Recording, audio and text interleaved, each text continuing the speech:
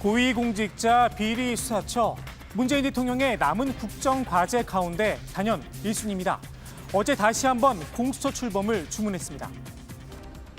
공수처는 입법과 행정적인 설립 준비가 이미 다 끝난 상태인데도 출범이 늦어지고 있습니다. 조속히 출범하여 재기능을 할 수 있도록 당정청이 합심하고 공수처장 추천 등 야당과의 협력에도 힘을 내주길 바랍니다. 문 대통령의 주문에 당정도 빠르게 움직였습니다. 문 대통령과 함께 청와대 회의장에 등장을 했었죠. 그 기운을 받아서일까요? 추미애 법무부 장관 다시 한번 공수처 출범의 필요성을 강조했습니다. 타깃은 윤석열 검찰총장이었습니다. 지금 고발되어 있는 이 사건에 대해서는 제가 지금 단계에서 뭐라고 말씀드릴 수는 없지만 검찰 개혁이 결국은 검찰이 자초한 겁니다. 검찰 불신도 검찰이 자초한 겁니다.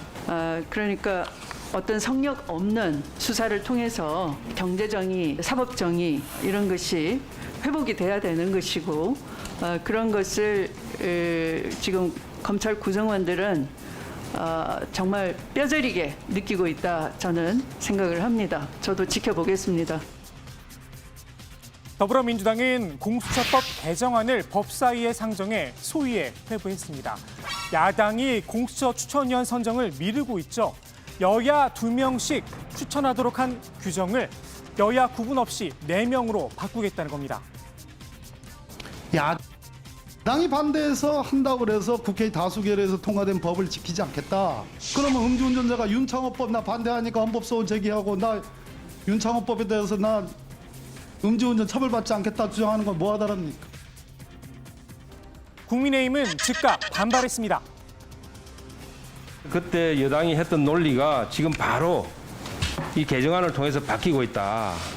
그래서 지난 패스트트랙 때 공수처장 임명에 야당의 권한을 주겠다 했던 것이 지금 생각해보면 그 당시 패스트트랙을 통과시키기 위해서 허위로 말했던 거 아니냐 하는.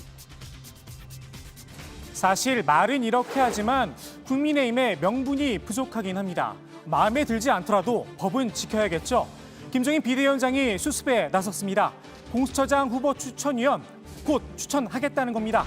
민주당의 공수처법 개정안은 의미가 없다면서 말입니다. 문제는 김 비대위원장이 말한 곧이 도대체 언제냐는 겁니다. 민주당 미리 못을 박았습니다. 혹여 시간 끌기로 공수처 설치를 좌초시킬 수 있다라는 기대는 하지 않으시기 바랍니다. 민주당 소속이죠. 윤호중 국회 법사위원장은 아예 로드맵을 제시했습니다. 11월 중에는 공수처장 임명을 끝내고 내년 1월 1일엔 공수처가 출범해야 한다는 겁니다. 정부와 여당은 공수처 문제에 집중하고 있지만 사실 야당의 관심은 다른 곳에 있습니다. 기승전추라고 해야 할까요? 추미애 법무부 장관 때리기에 올인했습니다.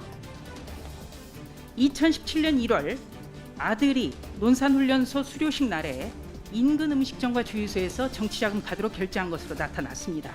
그런데 우리 정치자금법에는 정치활동 경비가 사적 용도로 사용할 수 없다라고 규정이 되어 있습니다. 모르시지 않을 겁니다. 안 되니까 뭐 거기까지 가십니까? 이 법사위에서 현안 질의를 명분 삼아서 저를 옆에 두고 지금 국방부 장관님께 여러 가지 모욕적인 표현을 섞어가면서 질문의 형식을 빌려서 하시는데 참 인내하기 힘드네요. 그래도 인내하겠습니다. 잘 참고 인내하던 추 장관, 이 질의는 좀 참기 어려웠나 봅니다. 국방부에서도 자인을 했잖아요. 병감은 명령이 없다, 1, 2차 모두 다. 그런데 애초에 6월 5일 날 나갈 때 잘 근무하던 병사가 9박 10일 병가를 나가는데 병가 명령이 없다. 이게 있을 수 있는 일인가요? 이제 네? 저 경우가 이제 명령은 없고 부대 일지나 면담 복무 기록에 있어서 그러니까 병가 명령이 없을 수가 있는 경우가 어떤 경우가 있나요? 아까 말씀드린 대로 그 행정이 미흡했던 걸로 보여지고 그런. 행정이 미흡했으면 책임을 져야죠. 예, 그렇습니다. 전체 회의가 잠시 정해된 사이 서 국방부 장관이 위로 삼아 건넨 한마디가 도화선이 됐습니다. 많이 불편했어요. 어이가 없어요. 근데 저 사람은 검사 안 하고 국회의원 하기를 참 잘했어요. 죄 없는 사람을 여러 잡을 것 같아. 소설 쓰신의 기억이 있는 국민의힘 법사위원들 가만히 있을 순 없었겠죠. 추 장관께서 소설 쓰시느라는 이유로 법사위원회에서 얼마나 많은 논란이 발생하고 많은 사람들 간에 고성이 오가고 했습니까? 근데 정회가 끝나고 마이크도 켜져 있는 상태에서 질의를 한 국회의원이 마음에 안 든다고 바로 옆에 있는 국방장관한테 국회의원을 상대로 이렇게 모욕적인 언어를 하면서 다른 사람 다 듣도록 만들고 이게 도대체 뭡니까? 이거에 대해서 장관 즉각 사과를 하십시오. 네, 원만한 회의 진행을 위해서 유감스럽습니다. 네, 송구하게 생각합니다. 추 장관이 단 유감의 단서 맞듣지 않았던 모양입니다. 그런데 추미애 장관께서 유감의 표시를 하시면서 또 전제를 다신다고요? 회의의 원만한 진행을 위해서 유감이다. 그러면 이 발언에 대해서는 어떻게 판단하시는지 참 모르겠습니다. 저 개인적으로는 참으로 모욕적이지만 이해를 하려고 노력을 하겠습니다. 그렇지만 이게 한두 번도 아니고 우리 추미애 장관님 이 설화가요.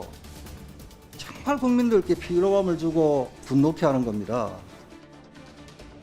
설화도 설화지만 추 장관 아들을 둘러싼 정치 공방 역시 피로감이 크다는 이야기가 나옵니다. 이런 가운데 오늘 검찰이 추 장관 아들의 주거지와 사무실을 압수수색했습니다. 검찰은 이르면 이번 주, 늦어도 추석 연휴 전에는 수사 결과를 발표할 걸로 보이는데요. 어떤 결론을 내릴지 지켜볼 일입니다.